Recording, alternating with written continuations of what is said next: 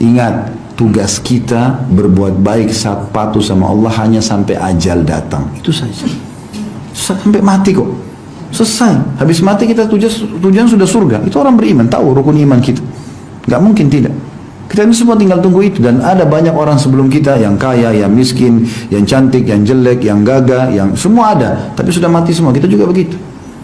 Setiap, kata Hasan Basri, setiap kita ini, hai anak Adam, kau adalah bilangan. Setiap kau bangun di pagi hari, hilang satu bilanganmu. Semua kita akan mati. Mau kemana? Biar kita berotot, binaragawan, mati. Bruce Lee, ahli bela diri, mati. Mati. Dan itu tanggung jawab. Makanya masing-masing harus berpikir dengan akal cerdasnya. Allah berikan kita pikiran, hati nurani berpikir, teman-teman. Ya. Dan ingat, setiap ada penyampaian peringatan begini, tidak usah lihat yang bicara, jangan lihat saya, dengar apa yang disampaikan. Kalau benar menyentuh hati itu dari Allah SWT, ingin menyelamatkan antum sekalian. Hati-hati. Jangan sampai salah, ambil ilmunya, amalkan. Selamatkan diri sebelum terlambat. Di akhirat nggak ada gunanya. Kalau sudah mati nyesel nggak ada gunanya, karena siksaan Allah berat. Maka Allah ingatkan kita, orang yang diberikan peringatan oleh Allah melalui telinga, kata ulama, dan dia faham, dia ambil, dia selamat.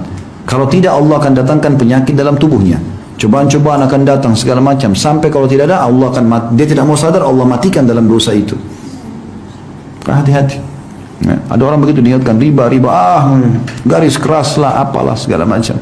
Ya terserah, tanggung jawab sendiri antum hari kiamat. Terus Ustaz, saya mau makan dari mana? Tidak usah pikir masalah itu. Burung aja, semut aja di lubangnya, serangga-serangga makan semua. Kok antum mau takut makanin? Dari mana takut? Nah? Itu waswas syaitan. Karena syaitan kalau kita sudah masuk dalam satu dosa, dia nggak mau kita keluar. Antum tahu sadari bahwasanya Allah membuatkan kita program harian kan? Ada sholat 5 waktu, ada sholat qabliyah, ada sholat ba'diyah, ada duha, ada sholat malam, ada sholat taubat, ada sholat wudu, ada zikir pagi petang, ada baca Al-Quran, ada majelis ilmu, ada jenguk orang sakit, ada bakti orang tua. Banyak sekali programnya kan? Nah, syaitan untuk mengalahkan itu dia juga buatin antum program. Makanya jangan diiyakan. Dia tawarkan, jangan diiyakan. Jam 8 sampai setengah 9 ada berita gosip bagus nih. Nonton. Program syaitan. Kita dengar 10 orang gibah. Hati-hati tadi. Ya. Cerita gibah orang, ya, itu levelnya sama dengan level tertinggi riba. Antum bisa minta maaf kah itu? Kan dia artis buruk Ustaz. Dianya buruk, antum juga jadi buruk. Karena bicarain dia. Kita ingat nasihatnya Urwah bin Zubair rahimahullah, seorang tabi'in yang masyhur sekali. Dia mengatakan kepada seorang anak muda yang mencaci maki Hajjaj bin Yusuf. Hajjaj itu begini, ini orang gubernur Perdana Menteri yang jahat, zalim, sampai ulama-ulama pun dibunuh gitu. Maka dia orang anak muda ini ngomong, ini si fulan begini begitu. Lalu kata Urwah bin Zubair sampai pegang tangannya berhenti, lalu mengatakan, sah ya ibna akhi, diam hai anak saudaraku. Diberhentikan langsung, diam lisanmu. Ibn akhi ini maksudnya ayahmu ini saudaraku juga, muslim. Kau anak saudaraku. Begitu biasa orang Arab kalau mau nasihati dengan santun. Ya, sadarlah wahai anak saudaraku. Maksudnya ayahmu pun saudaraku dalam Islam gitu lah. Sesungguhnya kau dan Hajjaj berdua sedang menuju ke mahkamahnya Allah hari kiamat. Kau ini berdua sekarang lagi jalan menuju ke sana loh, ini mau mati gitu lah.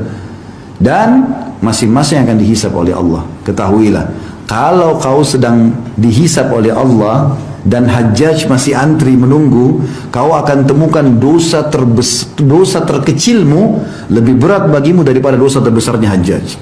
Kalau kau lagi dihisap nanti, Hajjaj lagi antri belum dihisap, kau akan temukan dosa terkecilmu lebih berat daripada dosa terbesarnya Hajjaj.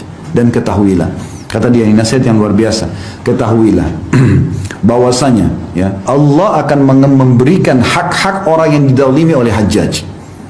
Hajjaj ini zalimi orang, ambil haknya orang, bunuh orang, Allah akan kasih hak-haknya orang itu, diambil semua pahalanya Hajjaj. Tapi ingat, ini nasihatnya penting, tapi Allah juga akan memberi Hajjaj hak-haknya dari orang yang menzaliminya.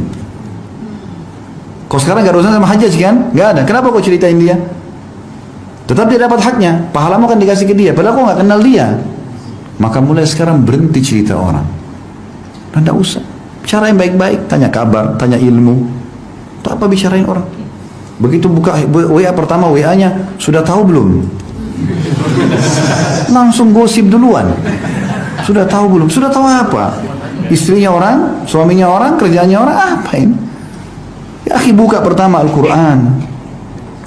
Saya mau berbagi teman-teman, sudah ada di aplikasinya Nakhtim. Sudah pakai? Nah, yang belum sudah tahu alhamdulillah, yang belum tahu pakai ya. Di Play Store ada Nakhtim, tulisnya dalam bahasa Indonesia. Ya. NAKH ya. Terus TIM. Saya tertarik sekali dengan program itu subhanallah. Dan sudah ada terjemahan bahasa Indonesia, itu khusus Al-Quran. Nakhtim artinya kita menamatkan. Saya pakai program itu, anak saya tidak sengaja kirim subhanallah. Anak saya masih kecil, masih SMP, masih SD, kirim ke saya. Ya, dari temannya rupanya kirim. Saya baca subhanallah manfaatnya. Saya sudah lama pengen program ini.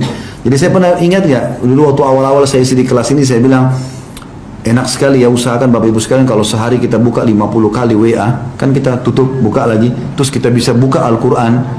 Nah program ini sudah punya itu. Jadi begitu kita tutup layar, buka layar, keluar ayat terakhir yang kita baca. Jadi kita setiap hari itu kalau kita buka 10 kali saja, buka handphone 10 ayat kita baca. Jadi nanti khatam sendiri.